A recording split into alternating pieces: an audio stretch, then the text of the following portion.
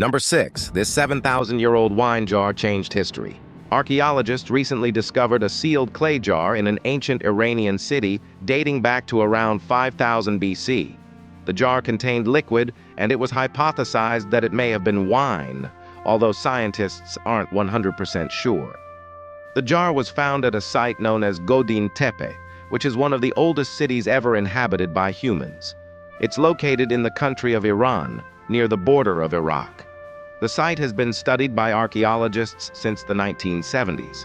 The settlement dates back more than 7,000 years, making it older than the ancient Egyptian civilization. And many of the artifacts uncovered here have been invaluable to our understanding of human history. But how did they know this jar dated back so far? Well, it was only after further study that researchers realized that the contents of the vessel were 7,000 years old. They determined this by looking at the carbon dating of layers of sediment above the jar. By studying these layers, researchers learned that people had lived there between 5400 and 4800 BC. Unfortunately, the jar itself cannot be dated directly, but we can estimate its age based on the context of the artifacts found alongside it. Given the time period of the settlement, researchers believed it very likely that the liquid inside the jar is ancient wine. In fact, if it is wine, it would make it the oldest ever discovered. To confirm this, scientists from the University of Pennsylvania used scientific methods to analyze the liquid. However, they found that some of the compounds found in wine were missing from the sample. This means it may not have been fermented grape juice after all. Perhaps it was something else that the ancient people enjoyed drinking. But if it isn't wine, what could it be? Scientists are now saying it was most likely pomegranate juice. Pomegranates were an important crop for the ancient Persians, and it makes sense that they would preserve the fruit in much the same way that they would wine. The reason why scientists think this is because pomegranates contain a lot of tannins, which can help preserve them for a long time. In addition, ancient Mesopotamian texts contain recipes for pomegranate-based beverages. So it is plausible that the ancient inhabitants of Iran would have enjoyed a glass of pomegranate juice with their meals. Unfortunately, there is no way to say for sure what the drink is without opening the jar and testing it. But the presence of tannins suggests that it is most likely pomegranate juice. It's also possible that it's a type of beer or ale, since the ancient Iranians did keep records of brewing beer. The thing is, though, it's unlikely that it would have remained liquid after being buried for so long if it was an alcoholic beverage. So it's probably not beer. Most likely it was a non-alcoholic pomegranate drink, since the ancient people of Iran loved pomegranates and kept records of how to process them into a drinkable juice. Number 5. A monumental discovery. When excavations began at Godin Tepe in 1971, researchers found evidence of a massive structure built during the city's earliest days. It was unlike anything they had seen before, and they didn't understand its purpose. Archaeologists believe that it may have been a ziggurat, a type of pyramid-like temple tower that was common in Mesopotamia. However, we don't know for sure what it was used for. What we do know is that it was constructed over a deep layer of human remains. This suggests that it may have played some kind of role in religious ceremonies.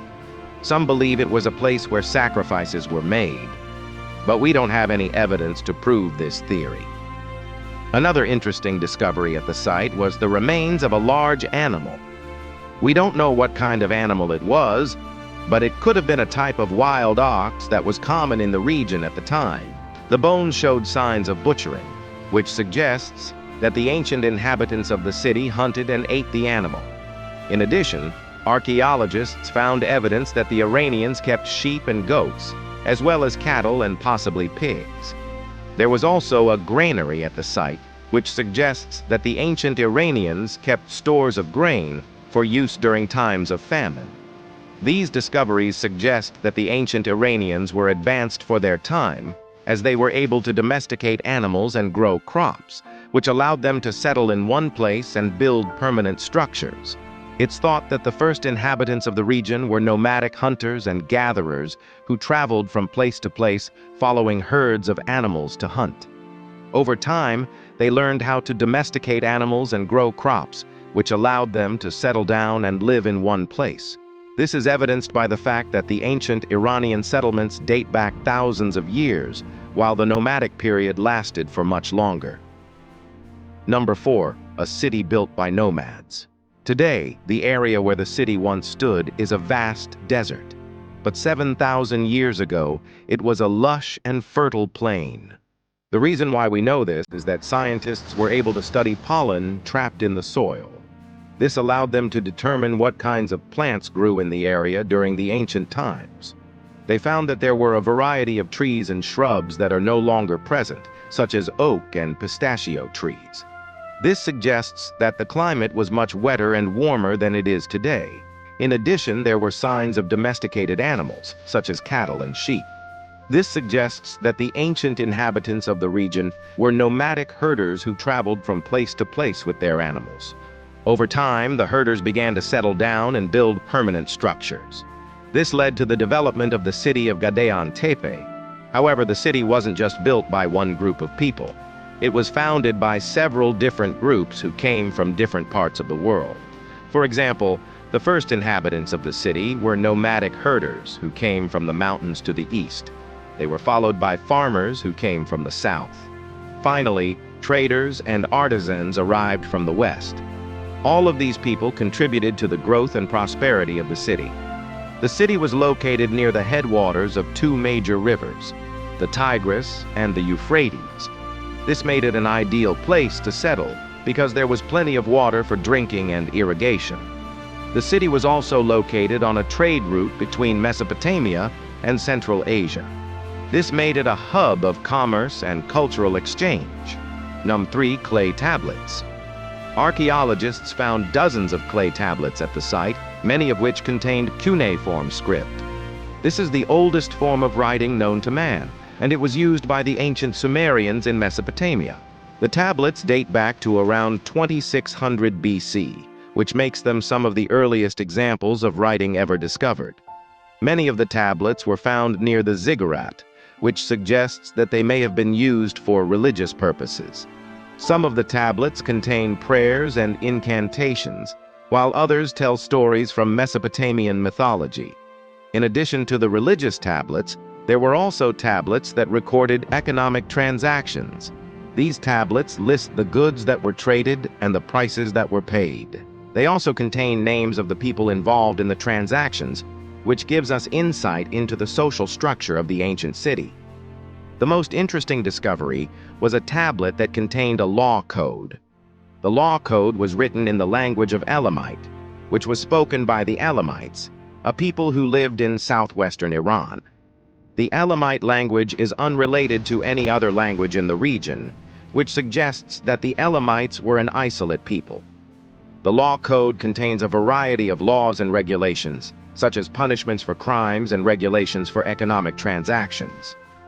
It also contains some of the oldest known examples of due process, such as the right to a fair trial. Number 2. Ancient burial practices. Another interesting discovery at Godian Tepe was a series of tombs that were found outside the city walls. The tombs date back to the earliest days of the settlement, and they show that the ancient inhabitants of the city had a variety of burial practices. Some of the tombs were simple pits that were dug in the ground and lined with stones. Others were more elaborate and were made of mud brick. In some cases, the bodies were buried with grave goods, such as pottery and jewelry. This suggests that the dead person was important in the community.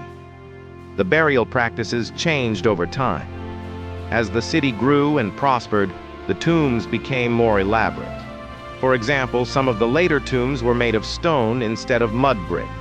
In addition, the bodies were often buried with more grave goods. One of the most interesting burials was that of a woman who was buried with a variety of cosmetic items. This suggests that the ancient inhabitants of the city placed a high value on beauty, and that women were expected to adorn themselves when they went out in public. Another interesting burial was that of a man who was buried with weapons and tools. This suggests that he was a warrior or a hunter. Number 1. A new way of life. Godian Tepe was abandoned around 4800 BC, which is around the time that the Neolithic revolution took place in Mesopotamia. This revolution marked a significant change in the way that humans lived.